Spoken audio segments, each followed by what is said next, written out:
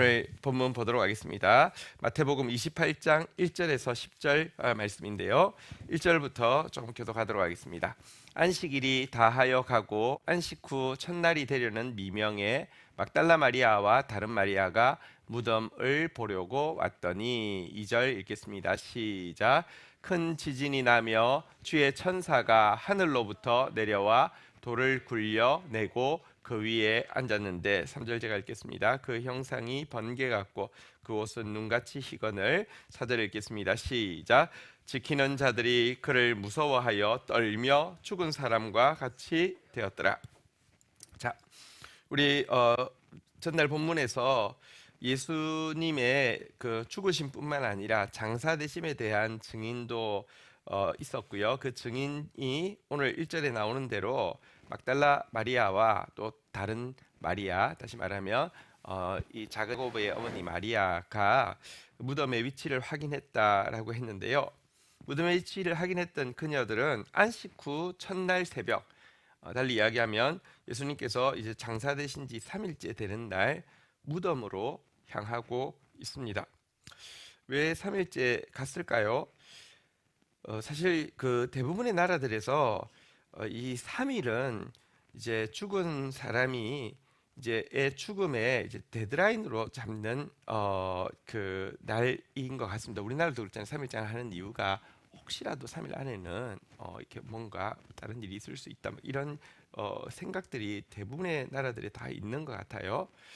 3일이 지나면은 이제 영원한 이별로 여겨지기 때문에 그녀들은 사실은요, 마지막으로 예수님의 얼굴을 보고 이제 3일 이후로 본격적으로 부패가 시작될 텐데 그 시체에 향유 기름을 바르고자 하는 마음으로 발걸음을 옮긴 것이었습니다.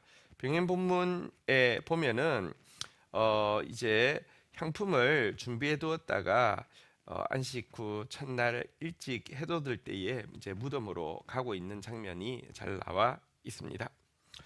자, 여기서 먼저는 그녀들이 그녀들을 움직였던 최고의 원동력이 부활에 대한 확고한 믿음이 있었기 때문이거나 아니면 예수님이 분명히 지금 살아나 있을 것이다라는 그 소망, 예수님이 가면 우리 분명히 예수님 볼 수 있어라는 확고한 엄청난 소망이 있어서가 아니라 단지 예수님을 향한 사랑이 그녀들을 움직인 최고의 원동력임을 우리는 볼 수 있습니다. 여러분, 그들이 무덤을 향해서 가면서 가졌던 고백을 만약 요즘 이제 그 복음성가로 표현을 한다고 하면 어찌하여야 그 크신 은혜 갚으리, 무슨 말로서 그 사랑 참 감사하리요, 하늘의 천군 천사라도 나의 마음 모르리, 나 이제 새 소망이 있으면 주님의 은혜라. 하나님께 영광, 하나님께 영광, 날 사랑하신 주, 그 피로 날 구하사 죄에서 건지셨네. 하나님께 영광, 날 사랑하신 주, 바치리라. 모두 나의 일생을 주님께, 세상 영광 명예도 갈보리로 돌려보내리. 이런 마음으로 갔던 것을 좀 기억할 필요가 있습니다. 여러분, 믿음, 소망, 사랑은 항상 함께 있어야 하는데 그 중에 제일 사랑이라는 사실을 우리는 좀 기억해야 합니다. 절대로 간과해서는 안 됩니다. 사랑은 믿음이 좀 부족해도, 소망이 좀 부족해도 그것을 메워줍니다. 사랑은 믿음과 소망이 또 목적을 잃지 않도록 이 믿음과 사랑을 또 붙들어 주는 것이기도 합니다. 생각해 보십시오. 사랑 없는 믿음은 신념, 사상, 이데올로기에 지나지 않습니다. 사랑 없는 소망은 꼭 그것이 이루어져야 한다는 집착이나 그것이 이루어진 날에 대한 자기의 꿈, 곧 야망에 지나지 않습니다. 그래서 제일 큰 것이 사랑이어야 합니다. 예수님을 사랑하기 때문에 시간이 지날수록 예수님의 말씀에 대한 신뢰가 커가고 예수님이 약속하신 나라에 대한 대해 꿈꾸게 되는 것이 참으로 신앙이 성장하는 모습입니다. 사랑이 부족한 것은 대체할 수 있는 방법이 아무것도 없습니다. 그래서 우리 오늘 대속의 십자가를 지신 이날 어찌하여야 그 크신 은혜 갚으리. 무슨 말로서 그 사랑 다 감사하리요. 주님을 향한 사랑으로 주님 앞에 더 깊이 나가는 하루가 되기를 주의 이름으로 축원드립니다. 그런데 나가긴 나가지만 이 무덤에 있지를 않으니까 가고는 있지만 대책이 전혀 없음을 우리는 알게 됩니다. 지금 어떤 상황입니까? 예수님의 무덤은 로마 당국에서는 임봉을 해놓았습니다. 그러니까 이걸 손대면 죽인다는 것이죠. 또 대제사장들과 서기관들은 그들의 경비병으로 힘 닿는 대로 지금 지키고 있습니다. 게다가 유대의 무덤 돌무덤은요, 이게 무덤의 입구가 일반적인 이 땅보다는 이렇게 파여 있습니다. 그래서 그리고 또 여기가 경사가 돼 있어서 돌을 굴리는 것은 쉽지만 굴린 돌을 올려서 문을 여는 것은 굉장히 어렵습니다. 장정도 여러 명 있어야지 겨우 할 수 있는 일인데 여인들이 아무런 대책 없이 지금 나아가고 있는 것입니다. 사실 여러분, 우리가 믿음의 역사라는 것이 그렇습니다. 우리가 물론 상황에 대해서 생각도 해야 되고요, 또 방법에 대해서 고민도 하지 않으면 안 됩니다.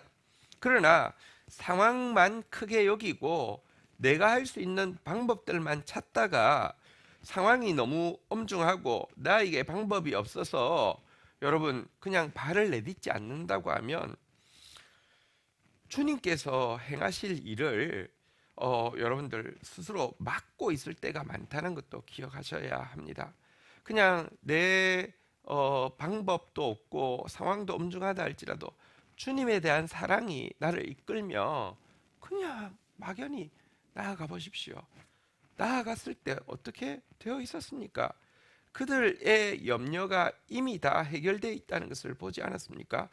큰 지진이 일어나 가지고요, 또 주의 천사가 하늘로부터 내려와 가지고요, 직접 돌문을 굴러버렸습니다.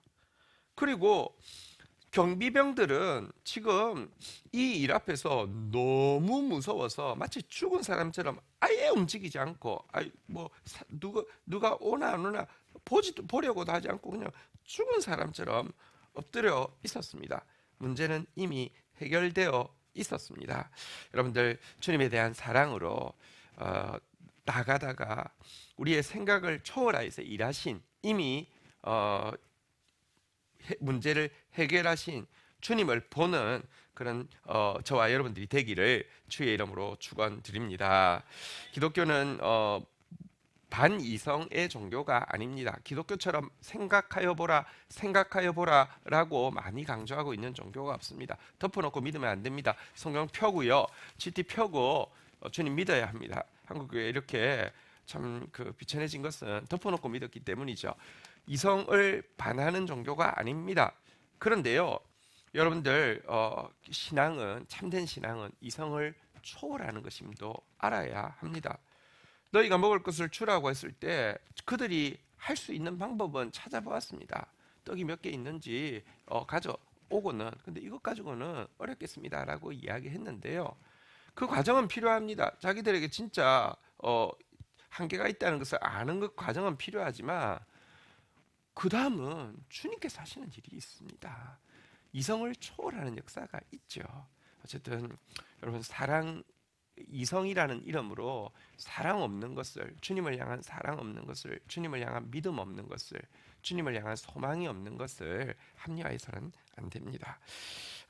근데 자, 여기 이제 1절에 중요한 단어가 하나 나오는데요. 한번 따라하겠습니다. 안식 후 첫날. 안식 후 첫날이 이제 안식일 다음 날인 오늘로 이야기하면 주일이죠.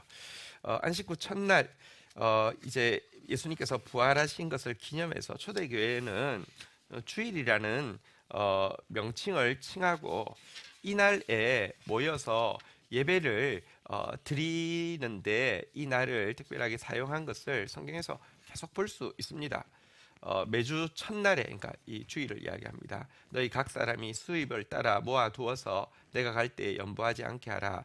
그러니까 매주 첫날에 구제연금을 모아두었다가 바울이 올 때, 바울이 이제 사실은 복음을 전할 뿐 아니라 복음을 받은 이방인들에게 이 이제 구제헌금을 받아서 이걸 또 지금 힘든 예루살렘 교회를 돕는 데 사용했거든요. 그러니까 안식 후 첫날마다 모였고 모일 때마다 이 구제헌금을 했던 것, 다시 말하면 주일이 그들의 모임에 이루어지고 있었음을 보여줍니다.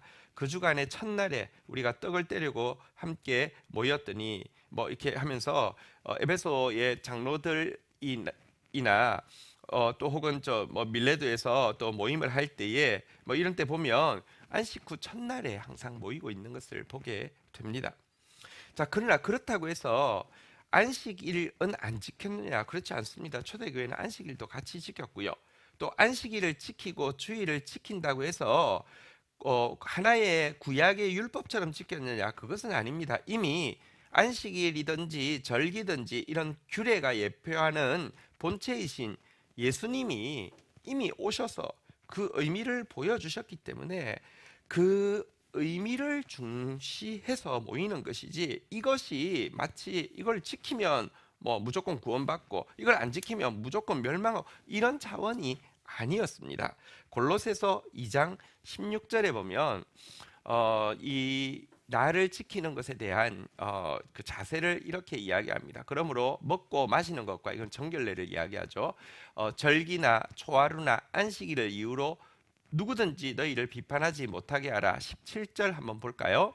이것들은 장래 일의 그림자이나 몸은 그리스도의 것이라.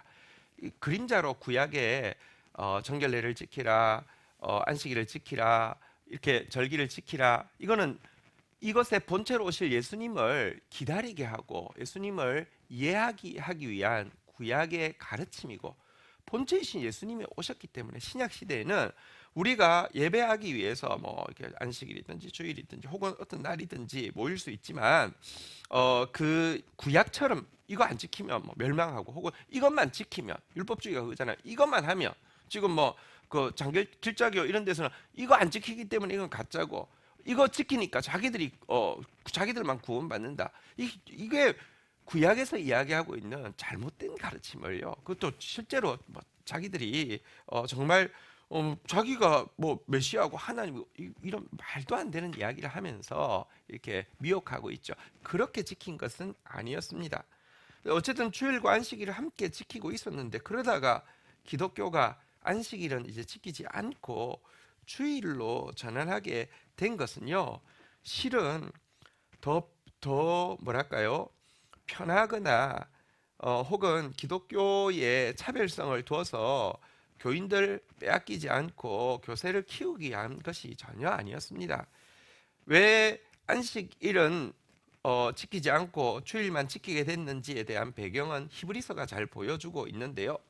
기독교에 대한 로마 정부의 박해가 본격화되어지고 유대교는 세력이 있었기 때문에 로마 정부로부터 공인을 받아서 이제 유대교를 믿는 사람들은 생명의 안전이 보장되는 상황에서, 사실 실제 초대교회 기독교인들은 다수가 유대인들이었기 때문에 안식일도 지키고 있었고요. 또 유대교의 이 문화가 그들에게는 훨씬 더 익숙했기 때문에 이 안식일을 지킬 때 훨씬 더 안정감도 느끼고 편안함도 느끼고 있어서 같이 지키고 있었는데, 이제 사느냐 죽느냐의 문제에서 기독교를 따르면 죽고 유대교를 따르면 사는데, 이 중에서 그러면 유대교로 돌아가고자 하는 움직임들이 왜 없겠습니까?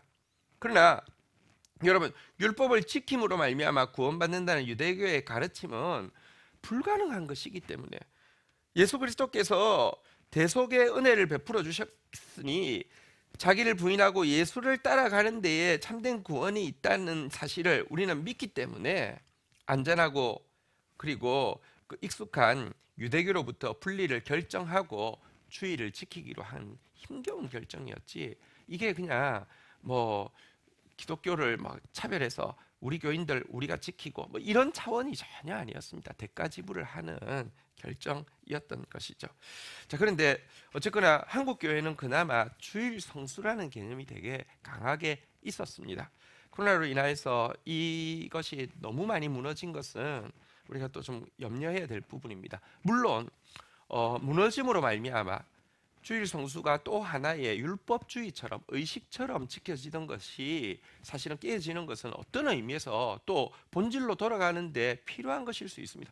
주일만 성수하면 예배만 가서 졸든지 뭘 하든지 참석만 하고 오면은 한 주간에 내가 하고 싶은 일 다 해도 웬만한 죄 지어도 그냥 상세가 된다, 그런 종교는 아닙니다. 그래서 코로나가 도리어 본질을 찾게 하는데 도움이 될 수는 있지만 주일 성수가 너무 무너진 것에 대해서는 우리가 좀 염려하고 생각해야 될 부분이 있는데요. 주일을 어떻게 해야지 그러면 신약 시대에 성수하는 것인가? 본질도 붙잡으면서도, 그리고 그러면서도 거룩하게 구별할 수 있을까? 히브리서 4장 11절 12절은 어떻게 하면 주일을 잘 지킬 수 있을지, 주일을 지키는 것의 핵심이 무엇인지 잘 보여주고 있습니다. 그러므로 우리가 저 안식에 들어가기를 힘쓸지니 이는 누구든지 저 순종하지 아니하는 본에 빠지지 않게 하려 합니다. 안식에 들어가기를, 참 안식을 누리기를 힘을 써야 한다라고 이야기합니다. 하나님 안에서 안식하기를 힘쓰지 않으면 여러분들 그 에너지 가지고 이 불순종하는 일에, 하나님 말씀 반대로 사는 일에 갈 수밖에 없기 때문이다라고 이야기하고 있습니다. 그러면 어떻게 해야지 안식에 들어가기를 힘쓰는 것일까요? 주일을 성수하는 것일까요? 12절 같이 읽도록 하겠습니다. 시작. 하나님의 말씀은 살아있고 활력이 있어 좌우의 날선 어떤 검보다도 예리하여 혼과 영과 및 관절과 골수를 찔러 쪼개기까지 하며 마음의 생각과 뜻을 판단하는. 그러니까 여러분, 안식에 들어가기 힘쓰는 것은요, 하나님의 살아있는 말씀이 마치 그 일상의 삶에서도 우리가 말씀 앞에 서야 되지만 주일날 회중이 함께 모여서 함께 사모하기 때문에 더 강하게 임하고, 또 지체와 함께 받기 때문에 내가 말씀의 한 부분을 보고 또 다른 지체가 한 부분을 보는데 함께 나누다 보면 큰 그림이 보이고, 또 함께 그 말씀 붙잡고 기도할 때 하늘이 움직이는, 다시 말하면 말씀에 충만히 잠기는 것이 안식을 제대로 누리고 주일을 제대로 지키는 것이다 라고 이야기하고 있습니다. 주일 성수 강조하는데 주일날 왔는데 다 졸아요. 그 주일 성수가 아니에요. 말씀이 막 칼같이 막 해서 우리 영혼을 수술하고 말씀에 완전히 잠기는 것, 이것이 사실은 주일을 바르게 지키는 것이다 라고 이야기하고 있습니다. 안식일에 힘쓸 때에만 나타나는, 하나님이 안식일이란 제도를 정해서 우리가 잘하나 못하나 감시하는 게 아닙니다. 안식에 축복을 주셨습니다. 안식을 지킬 때만 나타나는 결과가 세 가지가 있는데요. 그건 무엇이냐고 하면, 과거에 대해서 건강하게 되돌아볼 수 있는 것은 우리가 하나님의 말씀 앞에서 안식할 때만 가능합니다. 또 현재에 대해서 재충전이 이루어지는 것, 이것도 말씀 앞에 설 때만 가능하고요. 미래에 대해, 미래를 이제 새롭게 시작할 수 있는 재창조의 에너지, 이것도 말씀 앞에 설 때 이루어집니다. 생각해 보십시오. 말씀이 정확하게 임할 때만큼 내 과거를 되돌아보게 하는 게 어디 있으며, 말씀이 제대로 임하고 나면요, 나를 정말 새로 힘있게 하고요, 말씀이 임하고 나면요, 미래에 대해서 여러분들 지혜가 열리고 비전이 열리고 아이디어가 열리고 해서, 사실은 주일 성수의 핵심은 말씀에 그냥 잠시 샤워하는 게 아니라 말씀에 목욕하듯이 푹 잠기게 되는 것입니다. 우리 주일 안식 후 첫날 모일 때마다 그런 기대와 그런 사모함으로 모여서 또 말씀을 함께 나누면서 안식에 힘쓰고, 이 안식에 따르는 세 가지 이 결과, 영어로는 3R이라고 하는데요. 리플렉션, 그러니까 반추, 그리고 리프레시, 그러니까 재충전, 그리고 리크리에이션, 재창조의 역사를 체험하는 저와 여러분들이 되기를 축복합니다. 5절 보도록 하겠습니다. 천사가 여자들에게 말하여 이르되 너희는 무서워하지 말라. 십자가에 못 박히신 예수를 너희가 찾는 줄 내가 아노라. 6절 같이 읽겠습니다. 시작. 그가 여기 계시지 않고 그가 말씀하시던 대로 살아나셨느니라. 와서 그가 누우셨던 곳을 보라. 자, 무덤은 열려 있었고 무덤을 막던 돌에 빛나는 천사가 앉아 있었습니다. 여인들도 경비병들만큼은 아니지만 너무너무 무서웠습니다. 이때 천사가 여인들을 향해서 이야기했습니다. 너희는 무서워하지 말라. 너희는 무서워하지 말라. 여러분 지금 경비병들은 무서워해야 하고요. 완전 공포가 임해서 죽은 사람처럼 되었지만 지금 예수님을 사랑함으로 나온 그들에게는 너희는 무서워하지 말라 이야기합니다. 그리고 그녀들이 왜 왔는지도 이야기합니다. 십자가에 못 박히신 예수를 너희가 찾는 줄 내가 아노라. 실은 이제 죽으신 예수에게 기름을 바르기 위해서 왔다는 거 잘 알고 있습니다. 그러나 6절 그들에게 이렇게 선포합니다. 그가 여기 계시지 않고, 한번 따라하겠습니다. 그가 말씀하시던 대로 살아나셨느니라. 그들에게 믿음을 일깨워 줍니다. 예수님의 말씀을 기억하게 합니다. 그가 여러 번 말씀하셨지 않느냐, 말씀하셨는데도 살아나셨다라고 이야기합니다. 성경에 계속 예수님이 말씀하셨죠. 마태복음 16장 21절에도 보면 이때로부터 예수 그리스도께서 자기가 예루살렘에 올라가 장로들과 대제사장들과 서기관들에게 많은 고난을 받고 죽임을 당하고 제3일에 살아나야 할 것을 제자들에게 비로소 나타내시니, 마태복음 17장 22절 23절에도 보면 갈릴리에 모일 때에 예수께서 제자들에게 이르시되 인자가 장차 사람들의 손에 넘겨져 죽임을 당하고 제3일에 살아나야 하리라 하시니, 마태복음 20장 18절 19절에도 보면 보라 우리가 예루살렘으로 올라가노니 인자가 대제사장들과 서기관들의 넘겨짐에 그들이 죽이기로 결의하고 이방인들에게 넘겨주어 그를 조롱하고 채찍질하며 십자가에 못 박게 할 것이나 제3일에 살아나리라. 거듭 말씀하신 그대로 이루어졌다는 것입니다. 기독교에서 부활은 많은 기적 중에 하나가 아닙니다. 혹은 가르침의 교훈 중에 하나로서 일어난 어떤 일도 아닙니다. 기독교는 심지어 부활이 부정된다고 하면 기독교 전체가 부정되어진다라고 이야기하고 있는 것이기도 합니다. 죄송합니다. 미디어팀 3페이지 그 종이 좀 갖다 주세요. 2장이 같네요. 여러분 이게 많은 기적 중에 하나여서 그게 있으면 좋지만 없어도 되는 이런 상황이 아닙니다. 이것이 없으면 기독교 전체가 잘못된 것이라고 스스로 증명하는 것이다라고까지 강조하고 있습니다. 고린도전서 15장 13절에 보면 이렇게 이야기하고 있죠. 만일 죽은 자의 부활이 없으면 그리스도도 다시 살지 못하였으리라. 14절 볼까요? 그리스도께서 만일 다시 살아나지 못하셨다면 우리가 전파하는 것도 이 기독교도 헛것이요 너희 믿음도 헛것이다 라고 이야기하면서, 부활 사건이 부정되면 기독교는 헛것이고 너희부터 나서서 기독교 문 닫아 없애, 그건 없어져야 돼 라고 이야기할 정도로 부활은 기독교에서 핵심 중에 핵심입니다. 왜 이렇게 다른 많은 기적들은, 그것도 성경은 역사 가운데 기록됐기 때문에 정확하지만 여러분 그것은 결정적으로 중요한 게 아닌데요. 예수님의 부활은 왜 이렇게 기독교 신앙이 헛것이냐 아니냐를 주장할 만큼 중요한 가치를 담고 있을까요?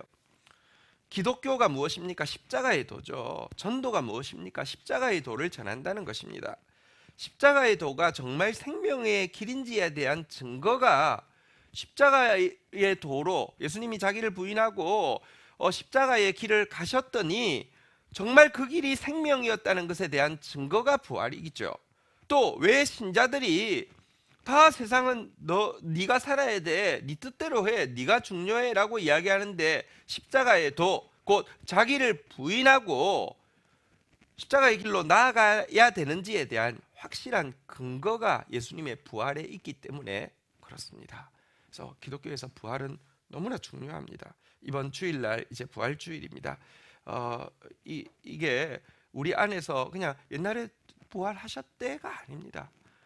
우리 안에서 거듭 부활되어지는 이 십자가의 도가 이번 주간에 이번 주일을 성수할 때 이 말씀이 우리의 전 삶을 주장하는 것을 경험하기를 축복합니다.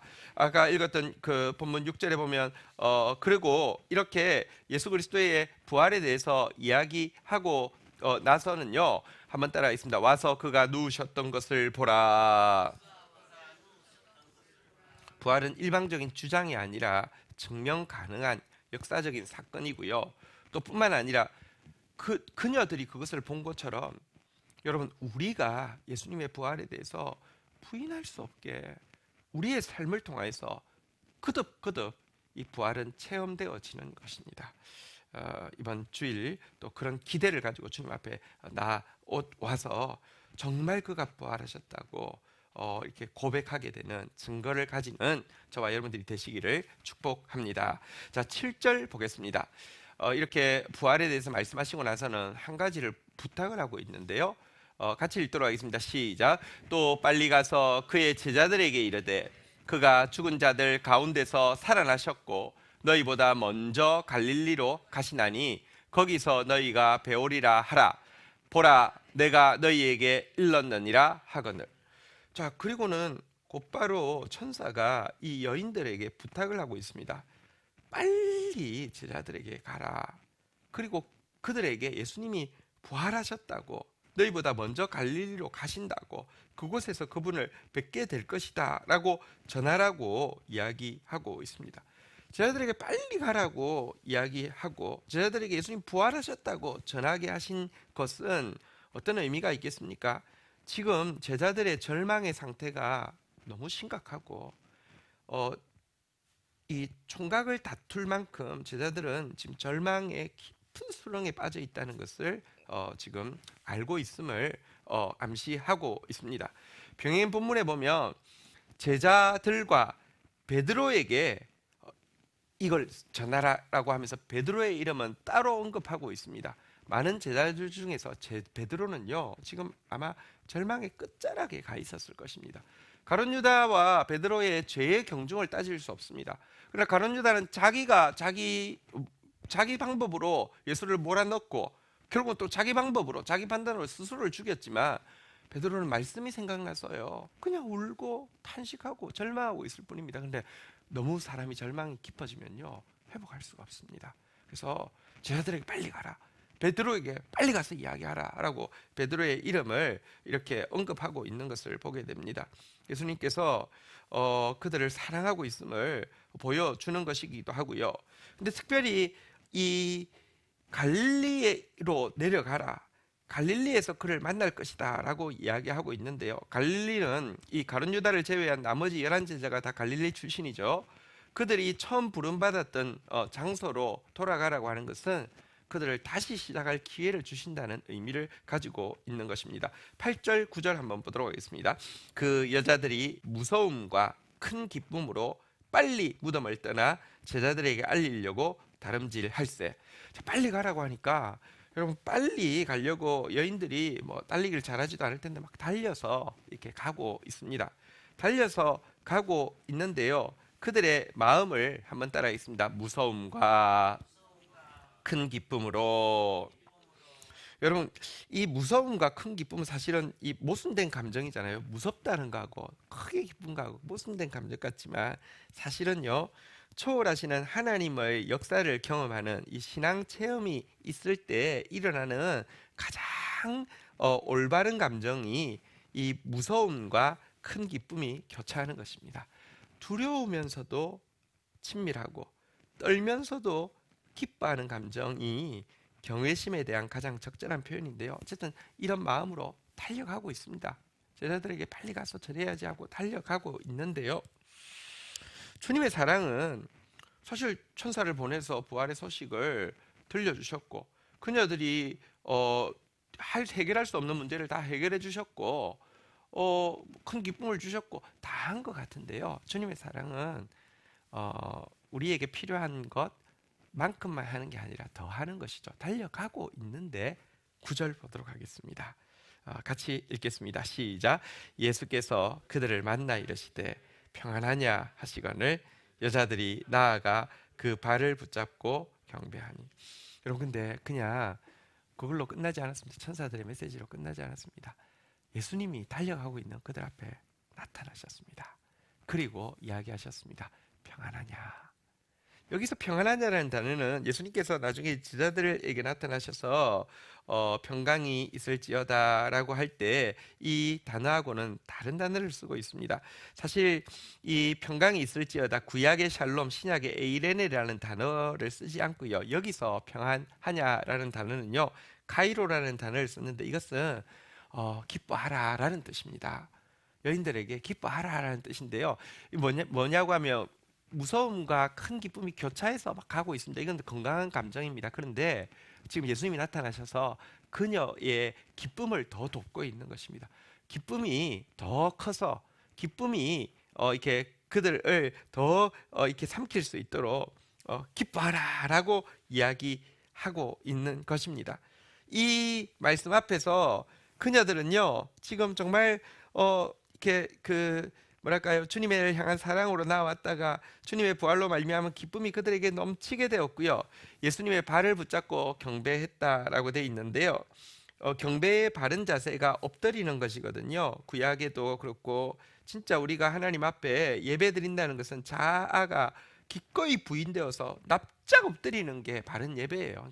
그러니까 그녀들이 기쁨으로 예수님을 예배했다 이런 뜻이 되겠습니다. 어쨌든 예수님께서는 그녀들에게 기뻐하라라고 하면서 기쁨을 추가로 더해서 주고 계십니다. 그러면서 한 번 더 이렇게 예수님이 직접 부탁하고 있는 내용입니다. 10절 오늘 마지막 절입니다. 읽겠습니다. 시작. 이에 예수께서 이르시되 무서워하지 말라. 가서 내 형제들에게 갈릴리로 가라 하라. 거기서 나를 보리라 하시니라. 다시 한번 무서워하지 말라고 했고요. 또 이 무서워하지 말라는 것은 단지 이 여인들에게만 하신 것은 아닙니다. 지금 이 제자들에게 전하라는 말이기도 하죠. 절망 가운데 있는 제자들에게 전하라는 말이기도 하죠. 그러면서 여기 보니까요, 한번 따라하겠습니다. 내 형제들에게 이렇게 제자들을 내 형제라고 부르면서 무서워하지 말라고 하면서 다시 한번 그들에게 명령하고 있습니다. 한번 따라하겠습니다. 갈릴리로 가라. 원점으로 돌아가라라고 이렇게 격려하고 있습니다. 이렇게 무서워하지 말고 겁먹지 말고 원점으로 돌아오라라고 이야기하고 있는데요. 여러분 보십시오. 제자들에게 빨리 가라라고 부탁을 하시고 빨리 가고 있는 그녀들에게 나타나서 다시 한번 내 형제들에게 가서 무서워하지 말고 갈릴리로 가라고 이야기하라. 이렇게 말씀해 주시는 장면에서 예수님이 제자들을 얼마나 배려하고 예수님이 얼마나 제자들을 친밀하게 사랑하시는지를 우리가 분명히 확인하게 됩니다. 여러분 갈릴리로 가라. 우리가 사실은요 무언가 신앙 안에서 뭔가 자라가고 있는 것처럼 보이고 또 신앙의 도움으로 말미암아 뭔가 이루어가서 한 어느 정도까지 왔다라고 생각하는데 가끔 주님께서 다시 다 무너뜨려서 원점으로 세우실 때가 있습니다. 이때는 무섭습니다. 이때는 또 이러면 안 되는 거 아니야? 이런 생각이 들 때가 많이 있습니다. 저희들 3년이 다 아무것도 아닌 것처럼 느껴지는 순간 아닙니까? 자기 스스로 생각해도 내가 예수님 3년 따랐지만 3번이나 부인하고 내가 뭔가 베드로가 얼마나 좌절이 되었겠습니까? 근데 주님께서 이런 순간을 우리에게 허용하실 때가 있습니다. 근데요, 이 다시 시작은 그래 한번 봐줄게, 한 번 더 기회 줄게, 그냥 단순한 패자 부활전을 허락해 주는 것이 아닙니다. 여러분 이 붕 올라간 것처럼 보이지만 한번 확 떨어짐으로 말미암아 내가 자기 부인이 더 철저하게 이루어지고 내가 지금 떨어지는 이 자리에 사실은 예수님은 이미 부활하셨잖아요. 내가 자기가 부인된 자리에서 예수님이 부활하시면 이렇게 다시 시작하는 것은요 그냥 다시 원점으로 돌아가는 정도가 아닙니다. 전혀 다른 시작입니다. 이것은 이미 결말이 보장된 출발입니다. 내가 죽고 예수 사신 이 갈릴리로 다시 가는 이것은 사실은요 이전과는 전혀 다른 삶, 예수님이 하시던 일을 내가 하고 그보다 더 큰 일을 하게 되는 결말이 보장되어진 출발인 것입니다. 오늘도 주님은 우리에게 이렇게 격려하고 있습니다. 한번 따라하겠습니다. 갈릴리로 가라. 주님께서 우리를 형제로 여기시면서 갈릴리로 가라고 우리를 부르고 있습니다. 오늘 말씀 앞에 반응하면서 주님 앞에 나가는 시간 가지도록 하겠습니다. 함께 기도하겠습니다. 주의 이름 고백하며 오늘 주님 말씀 앞에 서는 시간 가지도록 하겠습니다. 기도하겠습니다. 주여, 주여.